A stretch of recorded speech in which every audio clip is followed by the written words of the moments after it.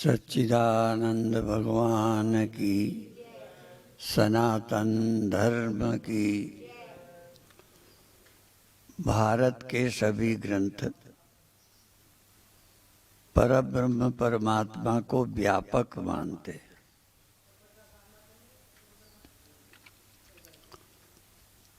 अर्थात परब्रह्म परमात्मा सर्वत्र है, सब में है और समान है। समान मतलब कम ज्यादा नहीं है।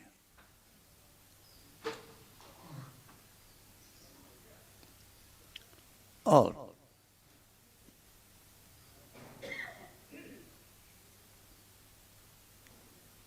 दृष्टा और दृश्य का आश्रय अधिष्ठान भी वही है। वही दृष्टा का आश्रय है, वही दृश्य का आश्रय है। चूंकि दृष्टा अपने स्वरूप को नहीं जानता, स्वरूप को योग दर्शन कहता है योगश्चित्त वृत्ति निरोधा। चित्त की वृत्तियों का निरोध योग है।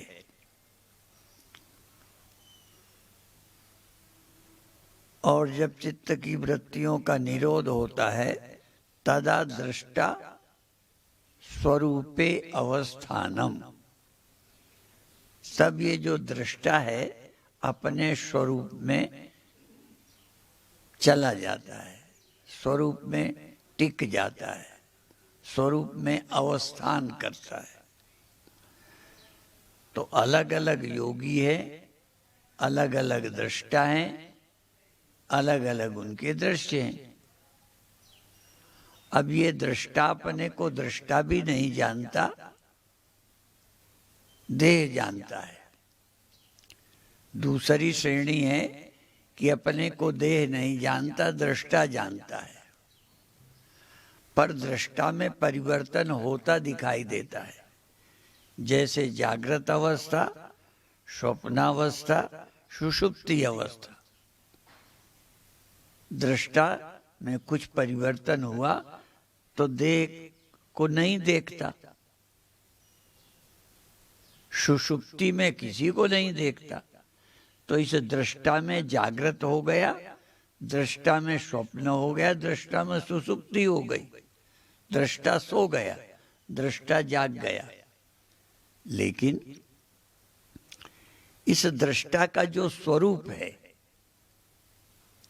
इस दृष्टा का जो स्वरूप है वो बदलता नहीं है।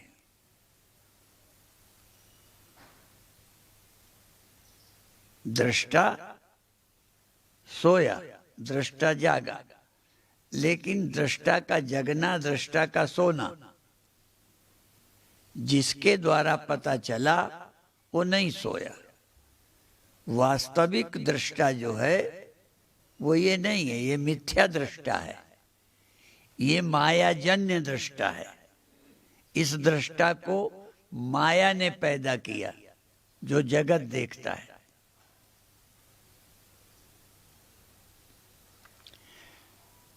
सत्वगुण के कारण यह जगत को देखने लगता है, तमोगुण के कारण निद्रा में चला जाता है।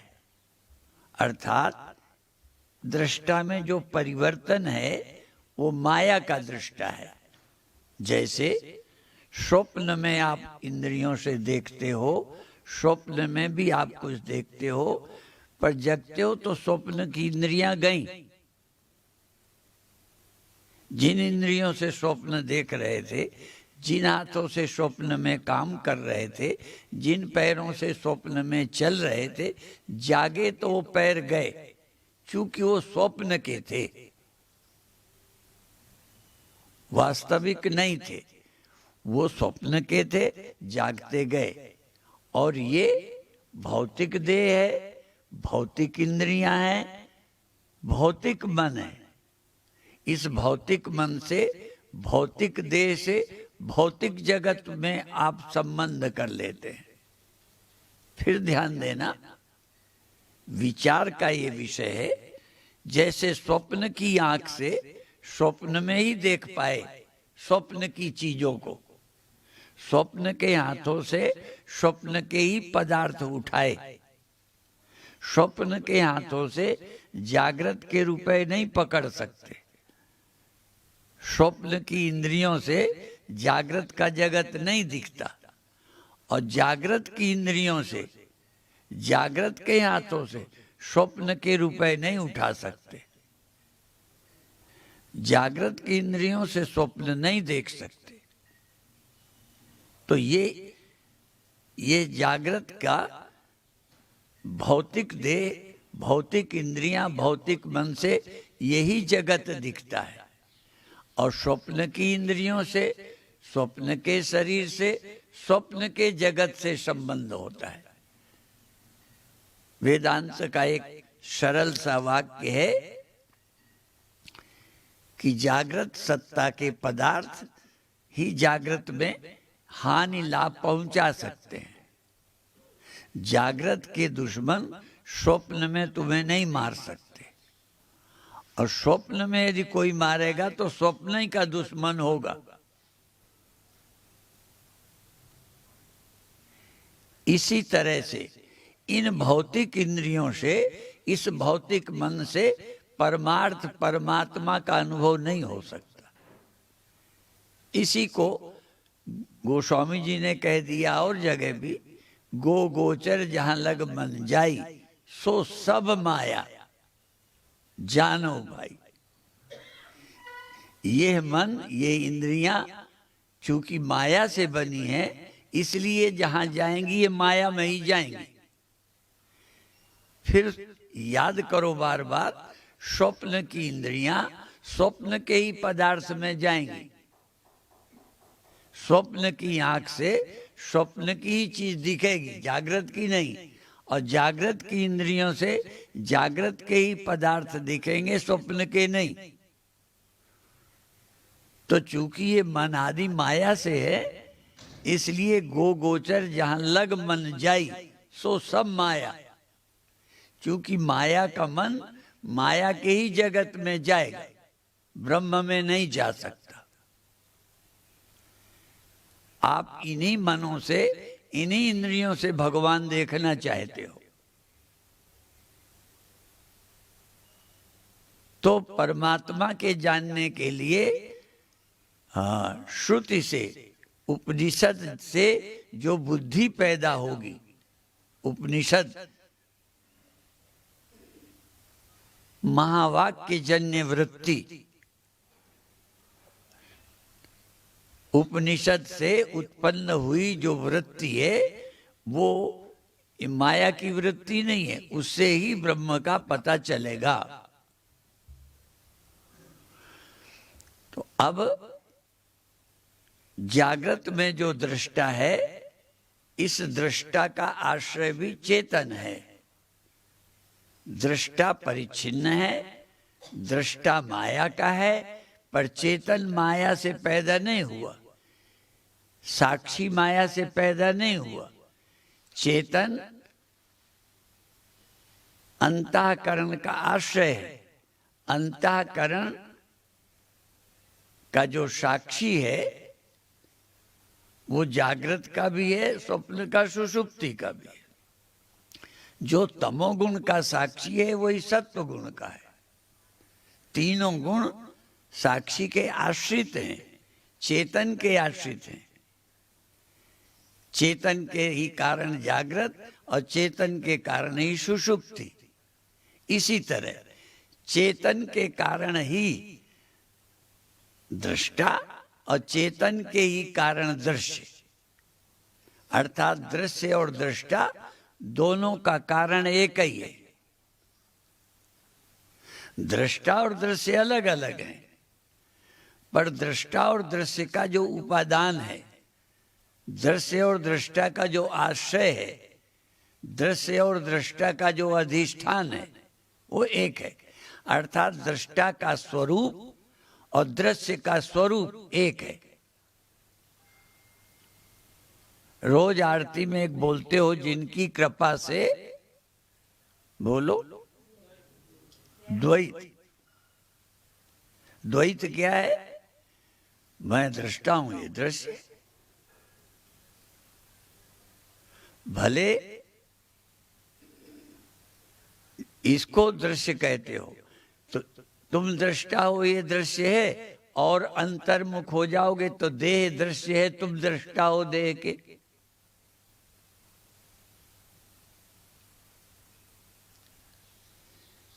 स्थूल से मिल गए तो देह सहित तुम दृष्टा हो जगत के। देह सहित, देह युक्त हो तो इस जगत के दृष्टा हो, और देह दृश्य हो गया तो मन सहित तुम दृष्टा हो। मन रहित नहीं, मन सहित तुम दृष्टा हो, और ये देह दृश्य है। जब तुम मन के साथ होगे, केवल मन को, देह को नहीं, जब तुम मन और देह दोनों को पकड़ लिया तब ये जगत दृश्य है, और देह सहित तुम इस जगत के दृष्टा हो। इस समय मैं तुम्हें और तुम मुझे देख रहे हो, तो देह मिला लिया तुमने। तुम देह सहित मुझे देख रहे हो, मैं देह सहित तुम्हें देख रहा हूं। यदि ये देह मैं छोड़ दूं तो मन सहित मैं होऊंगा। मन युक्त मैं दृष्टा हूं और मेरा दृश्य होगा। और यदि मन और तन रहित हो गए तो योग की समाधि हो जाएगी। जो अभी कह रहे थे, योगश्चित्त वृत्ति निरोधा तदा द्रष्टु स्वरूपे अवस्थानम। जब कोई वृत्ति नहीं रहेगी, न जागृत वृत्ति, न स्वप्न वृत्ति, और सुषुप्ति भी नहीं। जागृत वृत्ति, स्वप्न वृत्ति नहीं रहती तो सुषुप्ति होती है। सुषुप्ति वृत्ति है। लेकिन जब सुषुप्ति वृत्ति ना हो, स्वप्न वृत्ति ना हो, और जागृत जगत की वृत्ति ना हो, तब वृत्ति का निरोध हो जाएगा, और तब दृष्टा अपने स्वरूप में अवस्थान कर जाएगा। चेतन तो होगा पर कोई दृश्य नहीं, किसी का वो दृष्टा नहीं, किसी का वो स्मरण नहीं करेगा। जागृत में स्वप्न का स्मरण करता है। प्रत्यक्ष और स्मृति, इस समय तुम प्रत्यक्ष मुझे देख रहे हो। यहां रहते भी तुम अपने कमरे में चले जाओगे तब आप मेरा स्मरण करोगे, प्रत्यक्ष नहीं। और ना भी करो तब भी एक आध बार याद आई जाएगी। जरूरी नहीं कि जिसको चाहो वही याद आए। नहीं चाहने पर भी याद आ जाएगी। एकांत में बिस्तर में पड़े, कहीं किसी की याद, कहीं किसी की। कई बार जिसकी जरूरत है उसकी भी है, पर बिना जरूरत की भी याद आ जाती है। ऐसे ही आपको जरूरत पड़े ना पड़े, कमरे में बैठे लेटे मेरी याद आ जा सकती है, और कमरे में बैठे आपको घर की याद आ सकती है। तो प्रत्यक्ष और स्मृति, और तीसरा है विस्मृति। भगवान कृष्ण ने गीता में कहा है, सर्वस्य चाहम हृदि सन्निविष्टो मत्ता स्मृतिर्ज्ञानमपोहनञ्च वेदैश्च सर्वै रामेव वेद्यो वेदांत कृत वेद विदेव चाहम। भगवान ने कहा मैं सबके हृदय में रहता हूं। और होता क्या है उनके रहने से? कहते मत्ता स्मृति, मेरे कारण स्मृति होती है। अर्थात चेतन है तो उसी के रहते अंतःकरण में स्मृति आ जाती है। और क्या हो जाता है? ज्ञान भी हो जाता है। स्मृति ज्ञान, और ज्ञानम अपोहनंच, और नींद, विस्मृति भी हो जाती है। ये काम रोज हो रहे हैं। किसके कारण? परमात्मा के कारण। सबके अंदर परमात्मा बैठा है, अंतःकरण में, हृदय में, और तीन काम रोज होते रहते हैं। ज्ञान हो जाता है, स्मृति आ जाए। जिसका ज्ञान हो गया उसकी स्मृति आ गई। जिन्होंने हरिद्वार नहीं देखा, अखंड परम धाम नहीं देखा, या मुझे नहीं देखा और यूट्यूब में भी नहीं सुना, उन्हें मेरी याद आएगी।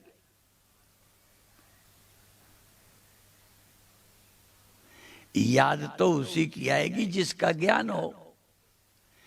इसी तरह कई लोग कहते हैं भगवान का ध्यान करेंगे, भगवान का स्मरण करेंगे, तो हम पूछेंगे कि आप जानते हो क्या भगवान को?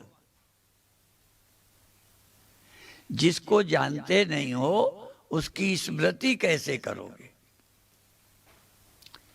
मेरी स्मृति करो। अच्छा ये बताओ, देश के प्रधानमंत्री के बाथरूम का स्मरण करो।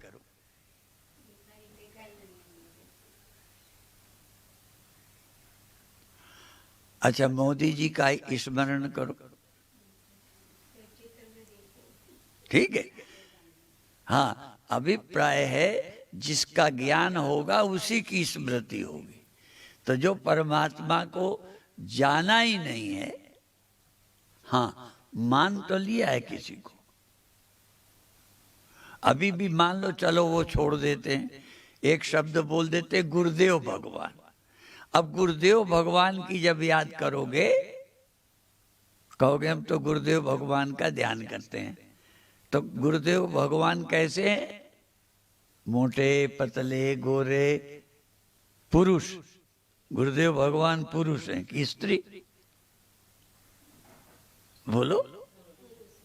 तो देखो, इसका मतलब आपने गुरुदेव का जो ध्यान किया वो गुरु के देह का किया।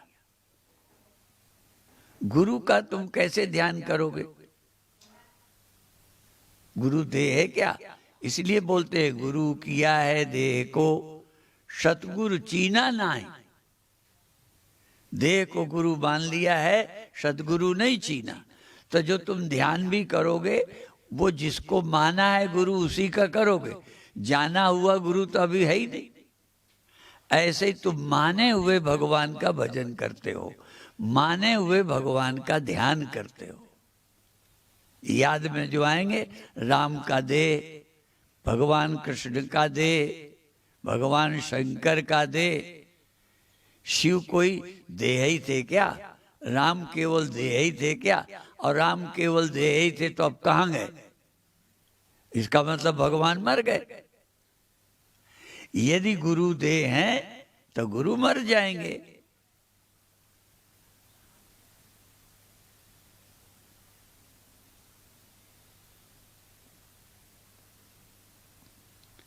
कई लोग खंडन करने वाले जरा ज्यादा ही बोल देते हैं, मैं भी समझाने के लिए बोल देता हूं।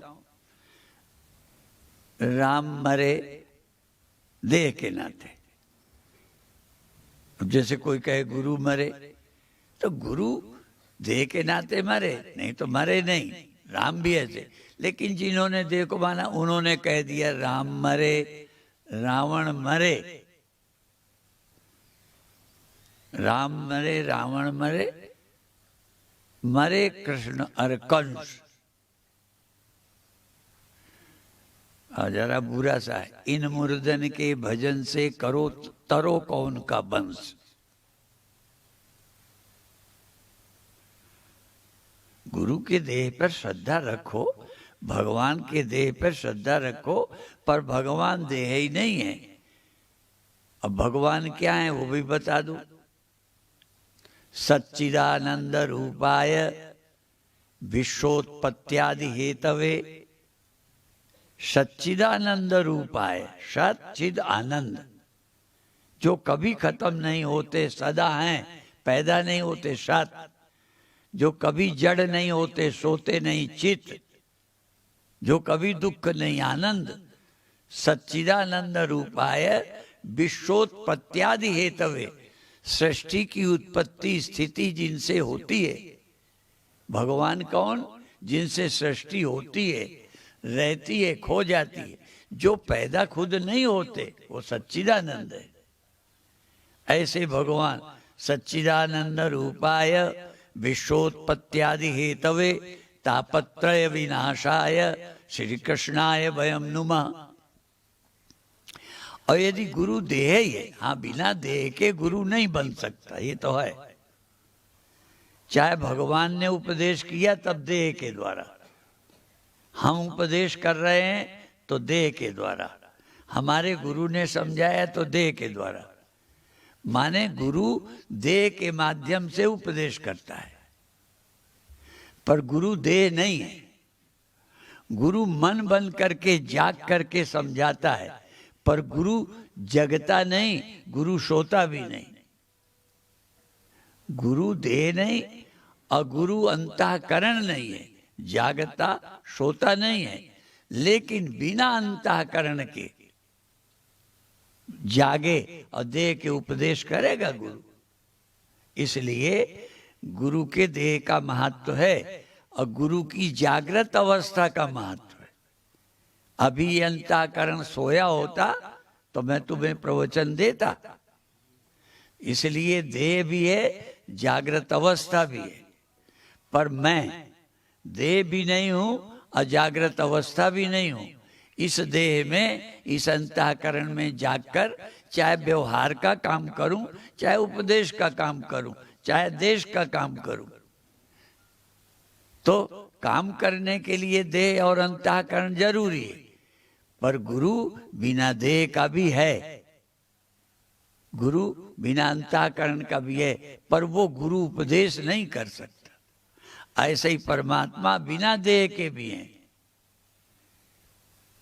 भगवान ने, कृष्ण ने देह बाद में धारण, राम ने देह धारण किया। पहले राम भगवान थे, देह नहीं था। पहले कृष्ण भगवान थे, देह नहीं था। लेकिन तब वो कंस का वध नहीं कर सकते थे।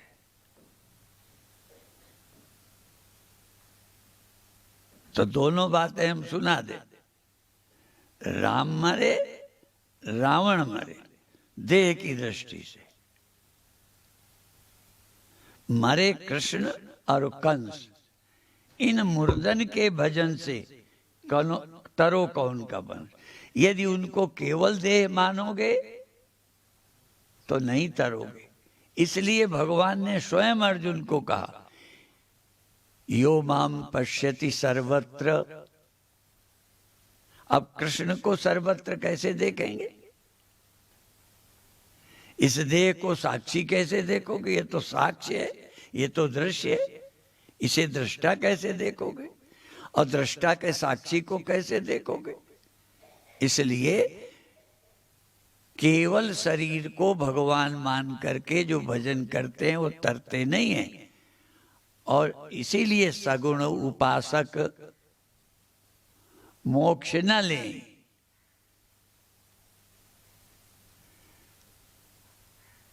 तो क्या होता है फिर? सगुण उपासक मोक्ष नहीं। और वो ले ही नहीं, हम कहते हैं सगुण उपासक को मोक्ष मिलता ही नहीं।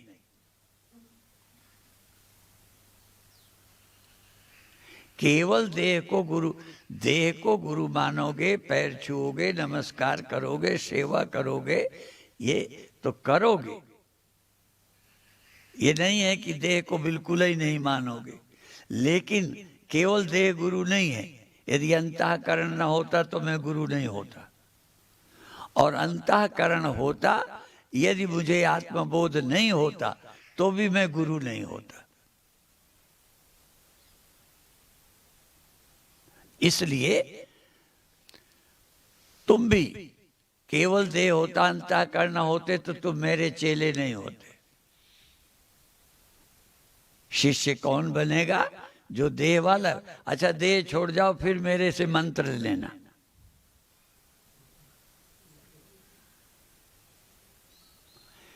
जो देह छोड़ गए हैं उनका मैं गुरु हूं ना। मेरा प्रवचन वो सुनेंगे जो देह छोड़ गए। तो ना तो गुरु, अब मेरे गुरुदेव ने देह छोड़ दिया है, मैं उपदेश करता हूं, मेरे गुरु अब नहीं करते। तो आवश्यकता है, देह महत्व का है, अंतःकरण महत्व का है और सम्माननीय है। तो मेरे को मारोगे क्या देह को, यदि ये गुरु नहीं है। इसलिए हम भगवान रामकृष्ण का अनादर नहीं कर सकते। वो देह धारण किया है, बड़ा महत्व है। यदि वो न देह धारण करते तो आज हम किनका उपदेश सुनते। और भगवान राम देखो वनवास हो गया, शरीर तो था ही, यदि वो आम आदमी की तरह उनकी बुद्धि होती तो वनवास में दशरथ से कितना चिढ़ जाते। और वनवास के बाद जब कोई मल्लाह वनवासी पूछते राम से कि तुम यहाँ कैसे आए हो, तो बाप को गाली दे के कहते कि मुझे निकाल दिया औरत के कहे पर। स्त्री का भगत था, उनकी सुनी और मेरे को राज्य तिलक की बात कही और निकाल दिया। पर कहीं नहीं कहते, क्यों? उनका अंतःकरण सामान्य मनुष्य जैसा नहीं है। उनकी बुद्धि कितनी ऊंची है। वनवास कर दिया तब भी पूछा कैसे आ गए, तो कहते पिता दीन मोहि कानन राजू, मुझे वन मंत्री बनाया है। पिता दीन मोहि कानन राजू, जंगल का राज्य दिया है, यहाँ का मुझे कुछ काम सौंपा है। क्या करोगे?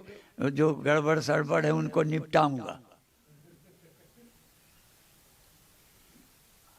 हम तुमको आश्रम से निकाल दे, फिर तुम हमारे भगत रहोगे, फिर पड़ोसियों को क्या कहोगे? देखिए भगवान राम की सोच, एक देहधारी है, एक अंतःकरण है, पर सामान्य मनुष्य जैसा नहीं है उनकी सोच।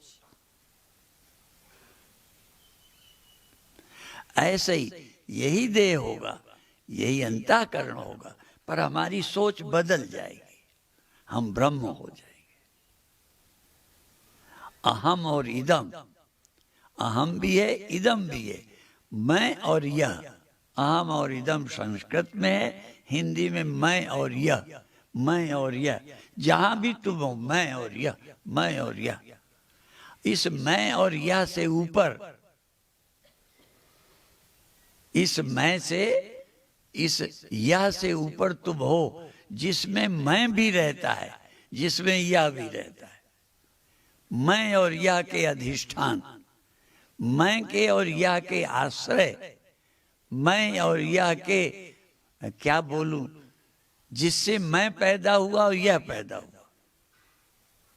जैसे स्वप्न का मैं और स्वप्न का यह, दोनों तुम्ही से पैदा होते हैं।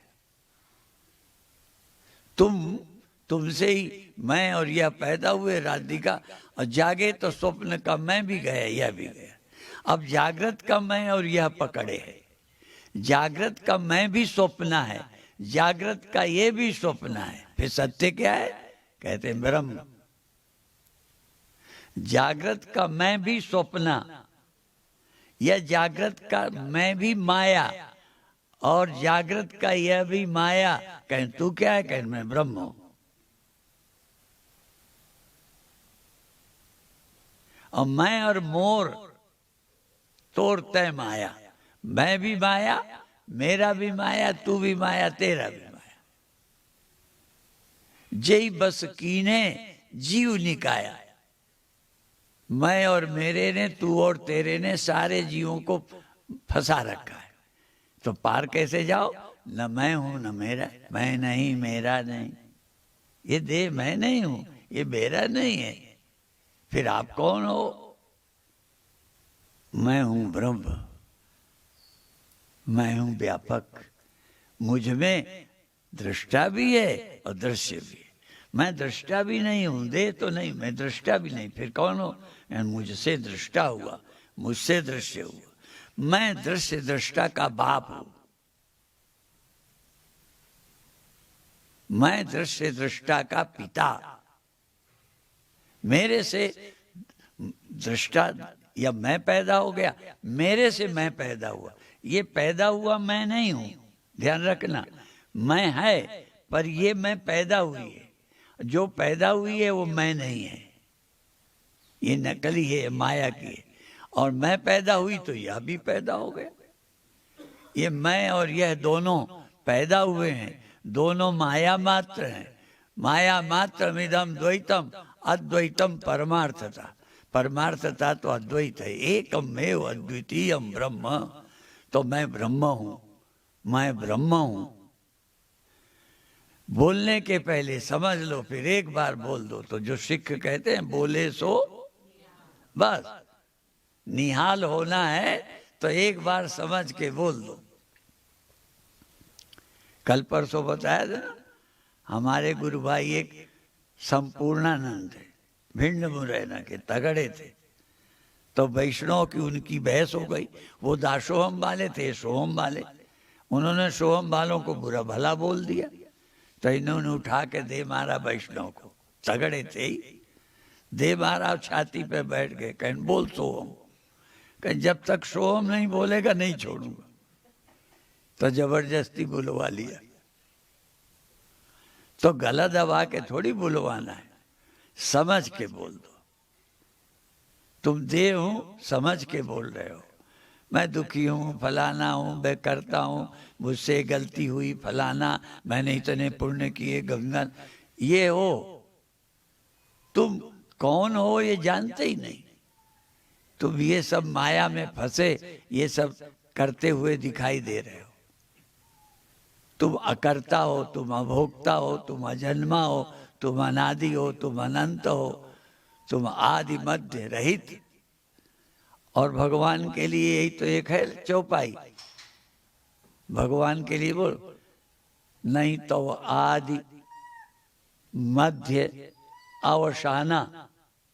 ये देखो रामायण है, नहीं तो आदि, नहीं तो आदि मध्य अवसाना। अब हे प्रभु, तुम्हारा आदि नहीं है, तुम्हारा अंत नहीं है, तुम्हारा मध्य भी नहीं। क्योंकि यदि आदि और अंत ना हो तो मध्य हो नहीं सकता। जिसका आदि मध्य, उसी का बीच ढूंढ लोगे। जिसका किनारा नहीं है इधर उधर, बीच क्या होगा? आकाश का बीच कहाँ है? पृथ्वी का बीच है। एक डंडा ले आओ, उसका बीच ले लो। तराजू का बीच होता ही है, ठीक है। आकाश का बीच क्या है? तो नहीं तो आदि मध्य, नहीं तो आदि मध्य अवसाना। हे भगवान, तुम्हारा ना तो आदि है, ना मध्य है, ना अंत है। ये भगवान का, ठीक है। और तुम किसे मानते हो भगवान? जिसका आदि है, जिसकी जवानी है, बुढ़ापा और मरना है, जिसका आदि और अंत है, जिसका जन्म और मरण है, उसे भगवान मानते हो। तो गुरु के देह का भी आदि और अंत है, और तुम्हारे देह का, और न तुम्हारा आदि अंत है और न मेरा। यही समझना है। पर गुरु को आदि अंत मेरा नहीं है, ये समझ आ गया है। और शिष्य को ये समझना है कि मेरा आदि नहीं है, मेरा अंत नहीं है, मेरा मध्य, मैं जन्मता नहीं, मरता नहीं, और तुम सीमित नहीं हो। राम भगवान ने रहने की जगह पूछी, तब गुरुजी ने क्या सुनाया? तुम पूछो कि रहूं कहाँ, मैं पूछत सब कुछ चाहूं। मैं आपसे कहने में संकोच करता हूं, तुम रहने की जगह पूछ, पर जहां ना हो तहां देव कही, तुम्हें दिखाऊं ठाए। तुम ये बताओ, तुम कहाँ नहीं हो? कहाँ नहीं हो तो मैं जगह बताऊं? तुम तो सब जगह हो, तुम में सब रहते हैं, तुम्हें रहने की जगह क्या बताऊं? ये है राम। अर्थात राम का भजन करो, गुरु पर श्रद्धा करो, पूजा करो, सेवा करो, लेकिन गुरु क्या है ये भी समझो। ऐसे ही भगवान की भक्ति करो, पूजा करो, नाम जपो। पर राम क्या है? भगवान कृष्ण क्या है? तभी भगवान ने अर्जुन को कह दिया, यो माम पश्यति सर्वत्र सर्वम च मयि पश्यति, जो सब में मुझे और सबको मुझ में देखता है। हो ऐसे ही जो अपने को सब में देखता है और सबको अपने में देखता है स्वरूप में, वो ज्ञानी है। ये ईशावास्योपनिषद का मंत्र है। ठीक है, तो आज अभी इतना कहकर समाप्त करते हैं। ओम शांति शांति शांति।